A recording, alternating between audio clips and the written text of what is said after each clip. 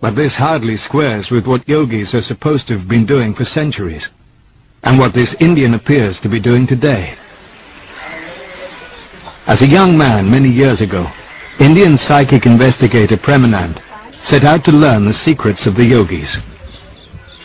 According to yoga, people get 8 special powers, and one of the powers is to levitate in the air.